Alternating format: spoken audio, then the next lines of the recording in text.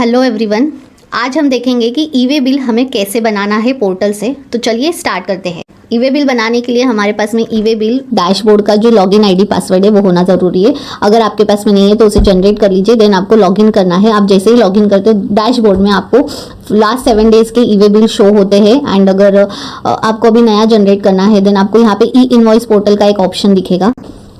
तो यहाँ पे आप देख पा रहे हो ई इनवॉइस पोर्टल का ऑप्शन ये एक है। हमें जाना है ई वे बिल में। ई वे बिल पे हमें क्लिक करना है। आप जैसे ही ई वे बिल पे क्लिक करोगे आपको यहाँ पे सेकंड उसी के नीचे ऑप्शन दिखता है जनरेट न्यू। हमें जनरेट न्यू पे क्लिक करना है। हम जैसे ही जनरेट न्यू पे क्लिक करेंगे आप जब लॉगिन करते हो तब आपको ये ऐसी कुछ स्क्रीन दिखती है। देन आपको ई वे बिल पे क्लिक करना होता है। सिर्फ यहाँ पे आपको यहाँ ई वे बिल पे क्लिक करना है। देन ई वे बिल पे आप क्लिक करोगे देन आपको जो हमने पहले स्क्रीन देखी ये वाली स्क्रीन दिखती है। एंड इस स्क्रीन के बाद में आपको जनरेट न्यू पे क्लिक करना है। आप जैसे ही जनरेट न्यू करोगे आपको ई वे बिल का जो फॉर्म है वो दिखना स्टार्ट हो जाता है। आपने जैसे ही जनरेट न्यू पे क्लिक किया आपको ये ई वे बिल एंट्री का फॉर्म दिखना स्टार्ट हो गया। अब यहाँ पे आपको सारे ऑप्शन सिलेक्ट करना है। जैसे सप्लाई टाइप आपका आउटवर्ड है इनवर्ड है। जैसे अगर सेल कर रहे हो तो आउटवर्ड होता है, सप्लाई है, एक्सपोर्ट है, जॉब वर्क है, क्या है तो सप्लाई सिलेक्ट करना है। जो भी आपका टाइप होगा, जैसे भी डॉक्यूमेंट टाइप में टैक्स इनवॉइस है या क्या है वो, डॉक्यूमेंट नंबर कि कौन से नंबर का अभी आपका ये ई वे बिल चल रहा है, डॉक्यूमेंट डेट क्या है एंड ट्रांजेक्शन टाइप रेगुलर है या कंपोजिशन जो भी है वहाँ पे आपको ड्रॉप डाउन से सिलेक्ट करना है। देन आपको नेम डालना है। जैसे कि बिल फ्रॉम, अब बिल फ्रॉम में जिसका आपने लॉगिन किया उसके जो ऑटोमेटिक डिटेल्स है वो सारी डिटेल्स आ जाते हैं। स्टेट, नंबर, पिन कोड वो सारी डिटेल्स आ जाती है। वो जैसे ही आप डालोगे उसके बाद में आपको बिल टू के जो डिटेल्स है वो डालना है। Bill to and ship to, यहाँ पे आपको बिल टू डालना है एंड यहाँ पे आपको शिप टू डालना है।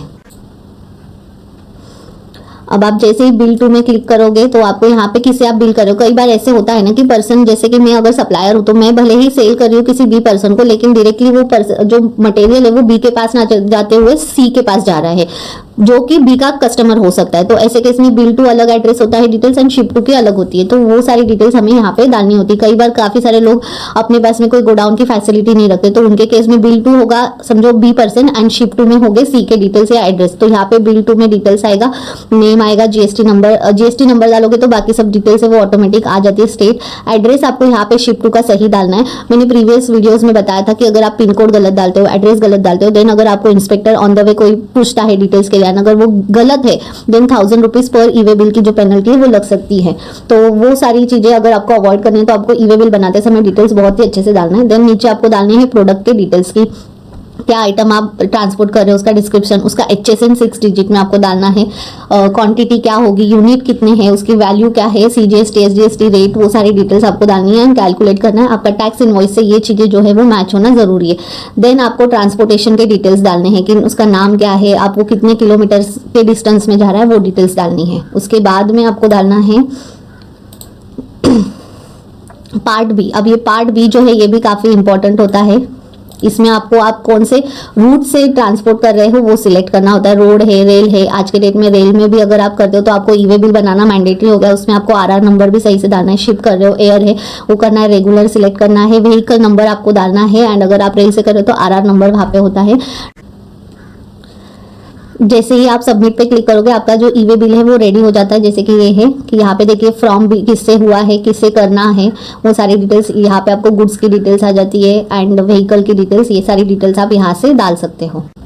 उसी के बाद में अगर आपको उसकी वैलिडिटी एक्सटेंड करनी है तो आप यहाँ से एक्सटेंड कर सकते हो। अगर आपको उसका पार्ट बी को व्हीकल, मान के चलिए आपने ट्रांसपोर्ट जो व्हीकल नंबर है वो डाल दिया बट बाद में पता चला कि एक डिजिट आगे पीछे हो गया, उसको अपडेट करना है तो आप पार्ट बी कर सकते हो। या व्हीकल चेंज हो गया तो उससे भी आप यहाँ पे डाल सकते हो। जाते जाते एक गाड़ी खराब हो गई, अब दूसरी गाड़ी में जा रहे हैं तो आपको यहाँ से पार्ट बी से व्हीकल को जो है वो अपडेट करना है। आप बल्क में भी कर सकते हो ई वे बिल को यूटिलिटी के थ्रू में।